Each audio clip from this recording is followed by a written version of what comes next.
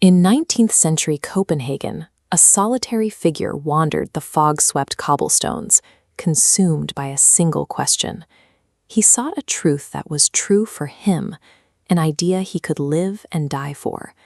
He had realized early on that objective facts and academic philosophy offered no actual solace. Knowing the distance to the sun or the logic of a syllogism could not tell a person how to live or how to endure the weight of their own existence. To find the source of that weight, we have to leave the city and go back a generation to the desolate Jutland Heath. Here, his father, Michael Kierkegaard, worked as a starving shepherd boy. Cold, isolated, and embittered by a life of absolute poverty, the young boy stood on this freezing moor and cursed God for his misery. That single moment of adolescent blasphemy haunted Michael for the rest of his life.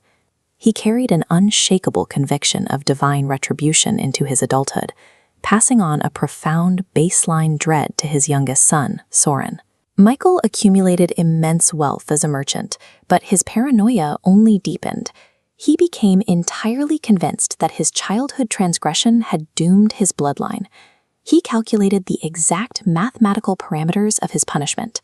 He believed God would take all of his children before they reached the age of 33, the exact age of Jesus Christ at his crucifixion. This photograph of the Kierkegaard family grave monument shows why that paranoia took root. Looking closely at these plaques, we see the terrifying validation of the father's fears.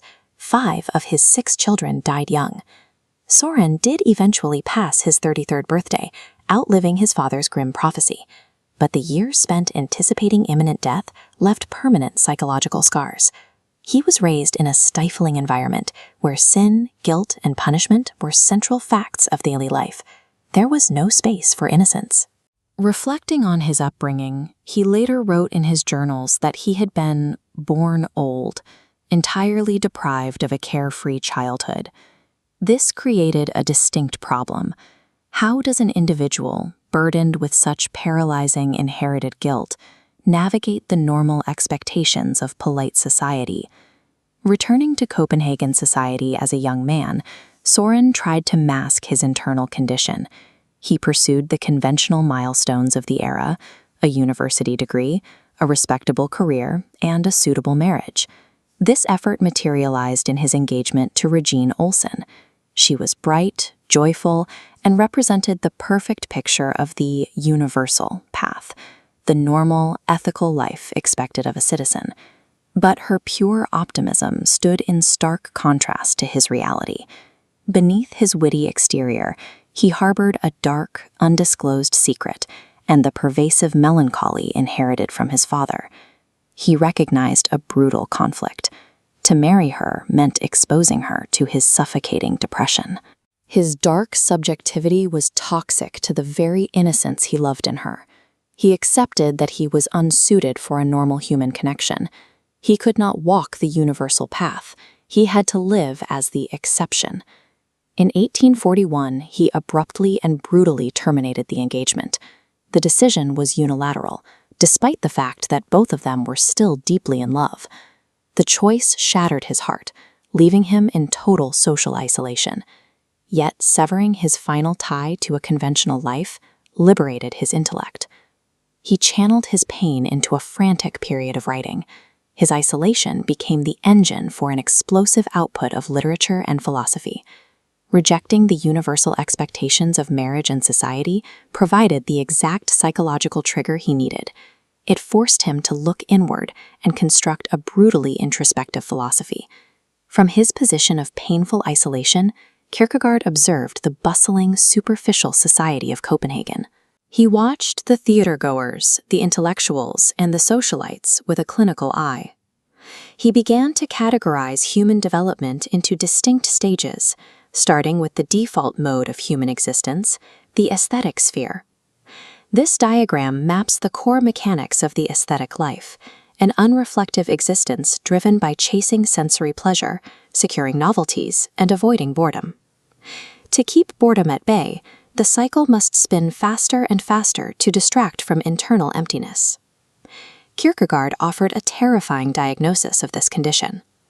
Whether they realize it or not, People trapped in this endless pursuit of pleasure are existing in a state of absolute despair. Modern society's obsession with constant entertainment is not a pursuit of happiness. It is a desperate, failing defense mechanism designed to keep existential dread at bay.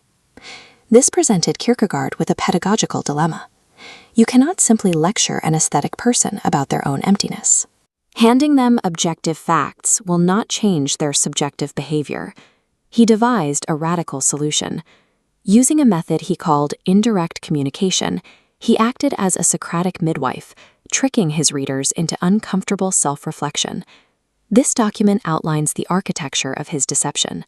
He deployed unconventional stylistic devices, including multiple pseudonyms and contradictory books. By hiding his true voice, he severed the reader's reliance on his authority, forcing them to evaluate the arguments entirely on their own. This was the ultimate snare of his entire authorship. He drew readers in with witty aesthetic seduction, only to corner them with the terrifying diagnosis of their own spiritual sickness. When the distractions fail, the aesthetic life inevitably collapses, and in that despair, the individual is left staring into the void, forced to make a radical, terrifying choice about their own existence. We have a deep-seated craving for absolute certainty. Given the choice, we want to treat human existence like a complex, solvable mathematical equation where every variable is known and every outcome can be calculated. We naturally seek out psychological comfort. We find it by adhering to universal moral laws, clear civic duties, and the safety of the crowd. It is a predictable way to live, rooted in doing what is expected of us. In 19th century Europe, this desire for order reached its intellectual peak. The philosophical world was dominated by G.W.F. Hegel, a thinker who evaluated life from what was called the perspective of eternity. Hegel proposed a massive, highly rational system. He claimed that this objective framework could effectively map out the entire unfolding of human history, placing every event and idea into a perfectly logical sequence. While a totalizing system offers the promise of certainty, it covers up the personal project of being human. By viewing reality from a disengaged, panoramic height, the individual is reduced to a vanishing mechanical cog in the machine. Søren Kierkegaard rejected Hegel's panoramic view of existence, arguing that a disengaged perspective turns human life into something indifferent. Objective systems reach their limit when confronted with the deepest personal questions of human existence. A system cannot tell you who to marry. It cannot tell you what to believe or how to live your life today. To break the illusion of the objective system, Kierkegaard proposed his central thesis: subjectivity is truth. Subjective truth prioritizes the passionate, inward relation an individual has to their beliefs. It is the urgent, personal sense of how one should live, rather than a collection of timeless, detached facts. By stripping away the safety nets of objective reason and crowd conformity, Kierkegaard forces us to step out of the herd. We are left to confront our existence entirely alone. Once the comforting scaffolding of society and rational logic is removed, how does the individual feel? Kierkegaard asks us to imagine standing right on the edge of a towering, sheer cliff. You experience a focused fear of a fall, yet simultaneously, you feel a terrifying impulse to throw yourself intentionally over the edge. This paralyzing horror stems from the realization that you possess the absolute freedom to choose to step forward. Nothing stops you. You are the source of the outcome.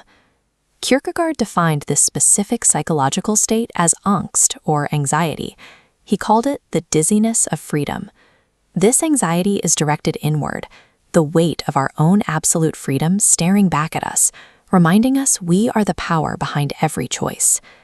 Anxiety is the unavoidable symptom of being human. It is the proof that we alone are answerable for our lives. This absolute freedom leaves us without excuses. There are no moral absolutes or natural laws to justify our choices. We must simply choose and take ownership. Our identity is never a fixed, finished product. We are always a being possible, facing a future where we are constantly capable of rejecting who we were yesterday and choosing a completely new path.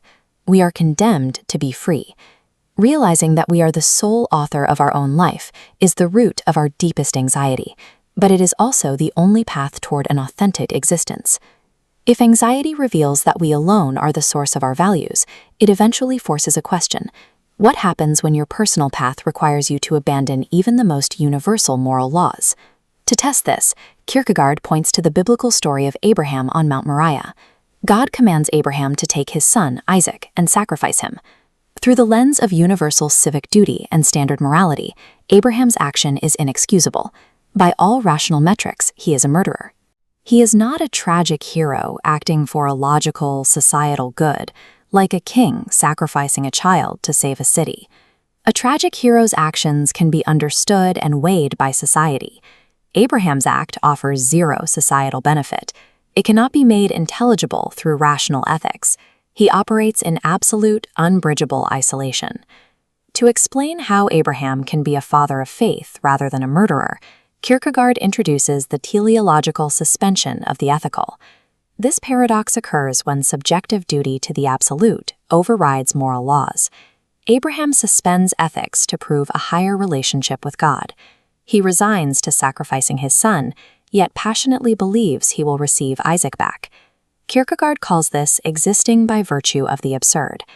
By trusting in the impossible, Abraham becomes the knight of faith. He achieves ultimate mastery of freedom by embracing this terrifying paradox. True authenticity is never found in the comfortable logic of the crowd. It requires stepping away from the systems that calculate our lives and making a lonely, passionate leap into the dark. Human beings have a habit of disappearing into the herd. When surrounded by a crowd, it becomes easy to adopt the opinions of the masses, letting the sheer volume of voices override independent thought. In 1845, the streets of Copenhagen were a constant press of bodies. Among the throngs of people walking these narrow avenues was Søren Kierkegaard, a highly visible intellectual who relied on these daily walks to observe the city and gather his thoughts. His routine was shattered by a dispute with The Corsair, a popular, gossip-driven satirical newspaper. Frustrated by their frivolous reviews of his work, Kierkegaard publicly dared the paper to attack him, mocking the publication's lack of intellectual rigor. The editors obliged. For months, they published brutal caricatures targeting his appearance, notably mocking him for having one trouser leg shorter than the other. The satire worked. Whenever Kierkegaard stepped outside, the crowds pointed, smirked, and shouted his name in the streets. Enduring this daily street harassment, he observed a specific psychological phenomenon. The individuals participating in the mockery felt no personal guilt because the collective environment of the mob effectively dissolved their moral responsibility. The crowd had replaced truth with mass ridicule. Driven into isolation by the mob, Kierkegaard turned inward to diagnose the psychological root of society's behavior. In 1849, he published The Sickness unto Death, defining the human self as an active relationship rather than a static object. The self is a synthesis of two opposing forces held in tension: the finite, our earthly limitations, and the infinite, our spiritual imagination. Leaning too heavily into one breaks the tension. This misrelation is despair, a spiritual sickness of refusing one's authentic self. To cure this despair, true existence demands passionate, individual alignment with the divine, a process that requires actively rejecting the thoughtless anonymity of the herd.